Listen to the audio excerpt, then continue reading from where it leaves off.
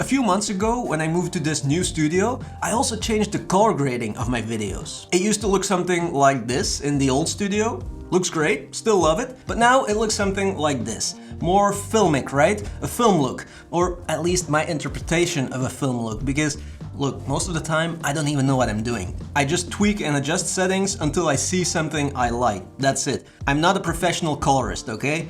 But anyway, let me show you how I color grade my videos now in DaVinci Resolve 20. First of all, I use one of my LUTs as a base for this color grade. So while I go get some coffee, you go to my website and buy my LUT pack first.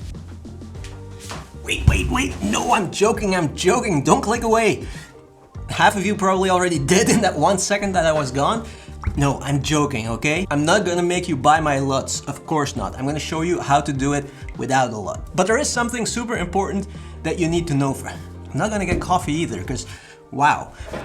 There is something important that you need to know first. Unless your studio, location, or set has exactly the same colors and lighting as I have here, you're not gonna get exactly the same result. For example, if I change the color of that light behind me,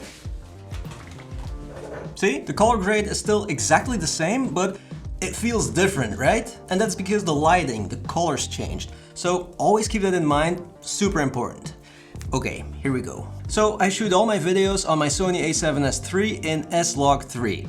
That's the color profile I use. And so the first thing we need to do is bring that flat log footage into the correct color space. So basically turn that flat looking image into a normal looking image. Now, if your footage already has contrast and saturation, so you're not shooting in log, well, then you can skip this step. But yeah, so what I'm gonna do is add a color space transform, input color space sgamma3.cine, and input gamma S-Log3. And output both use timeline. Then it will use the settings from the project settings. Now, if you're already a bit lost here, go watch some tutorials on color management, Rec 709, DaVinci Wide Gamut, those things. I'll link a few in the description. So now we have normal looking footage, right? But it looks far from filmic, or the filmic kind of look I want. And the easiest way to make your footage look filmic these days in DaVinci Resolve is by using the film look creator. So let's add a new node, look for the film look creator here, and drop the film look creator on that node.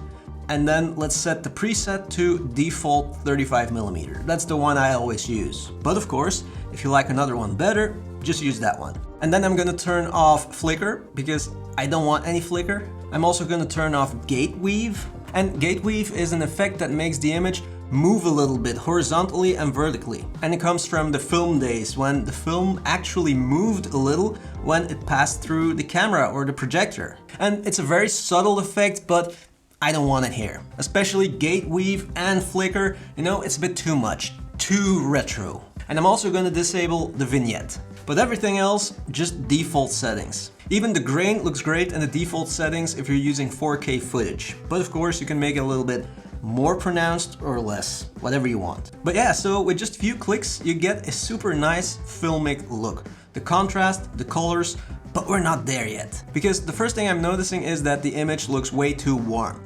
My desk, for example, it is natural wood, but it doesn't look this yellow-orangey. It has a more neutral tone. Also, my t-shirt, for example, feels a bit too warm. So I'll add another node in front of the color space transform, and I'll adjust the temperature to -400, 500, something like that. Yeah. And then I also feel like the contrast is a bit heavy. So in the curves, I'm gonna lift the shadows a little bit. Super simple, to make it a little less heavy in the contrast.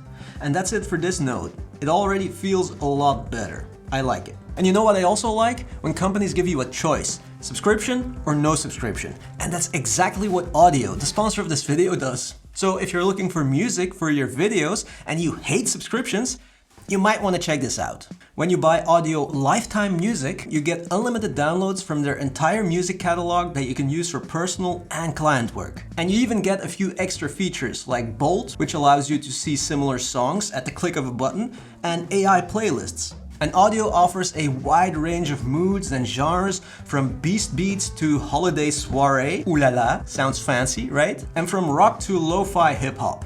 And if you use my code and link in the description, you get Audiio lifetime for the low price of $1.99. And remember, that's a one-time payment. So maybe that's exactly what you're looking for. Go check it out. And of course, thank you so much, Audiio, for supporting my channel. Back to color grading. Okay, so the next thing I want to do is I want to tackle the blues in the background, because I want to add a bit of that teal and orange look. So I want the blues to look a bit more like teal. Not too much, just a little bit. So let's add another node and then go to the color warper.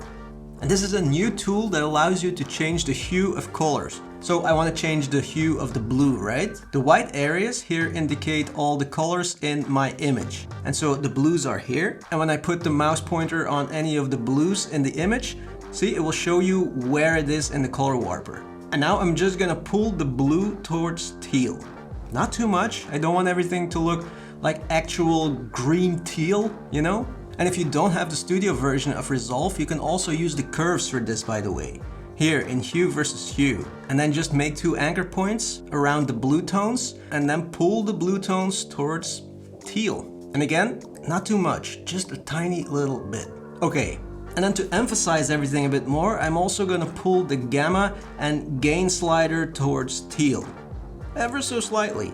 We're talking about 0.01 here, see? And because I don't want the shadows to look too green or blue, I want the shadows to look quite clean, neutral black. I'm going to compensate all that teal action by pulling the lift slider, that's the shadow areas, away from teal and blue. Okay, everything in the background is starting to look pretty good now. But by making all those adjustments, my skin is not looking too great. So let's fix that. Now I could have done all those adjustments by making a mask excluding the skin, but I don't know, I prefer to do it after. It gives me the best result. So let's add another node after the color space transform and before the film look creator. And that's super important because if you'd add it after the film look creator, all those effects that the film look creator adds will mess up the selection you want to make. And if you add it before the color space transform, it will just look different. It'll look too saturated. I don't know why exactly. Like I said, I'm not a professional colorist, so if any of you knows why it has to be right there in between, let me know. First, I'm going to use the qualifier to make a selection of the skin tones. So just click on the skin and then hit Shift+H to show your selection. And then with the dropper tool, with the plus symbol, keep clicking until you have all the skin tones. Now, my t-shirt also has those reddish tones, right, that are similar to skin tones. But I don't mind if those are included in the selection. But of course, if you want, you can keep tweaking it until the selection is almost perfect. And then once you have your selection, denoise it so that the edges are nice and soft. And these are the sliders that you can use to tweak and fine-tune your selection, by the way. Then make sure that the vector scope is shown down here and that it shows the skin tone line. You can turn it on here because we want the skin tones on that line. So what we see here, because our selection is active, is just the skin tones. If I hit Shift+H again, we see all the colors on the vector scope. But I want to focus on the skin tones now. So Shift+H again, and then it's a matter of getting all the skin tones more or less on that line, or around that line. So first of all, let's adjust the offset to bring all the colors more towards that line. So the offset will move everything, see? And then, see how the skin tones are a bit spread out? We can make everything look a bit tighter and nicer. How? Well, here in the curves, the ones that I showed before, hue versus hue, make a few anchor points in the reds and yellows, and then start pulling the reds and yellows up or down to change their hue. And you'll see that you can pull them more towards that skin tone line. Here, especially the reds here.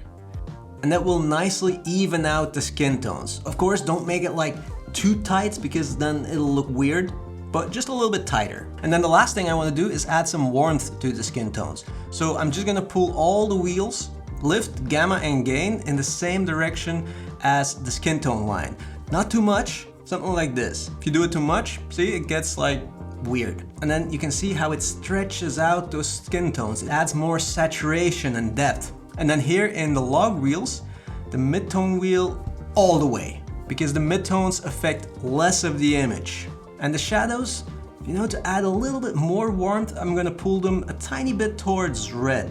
And at all times, you can still adjust all the skin tones with the offset wheel, of course. But that's how I do it for the skin tones.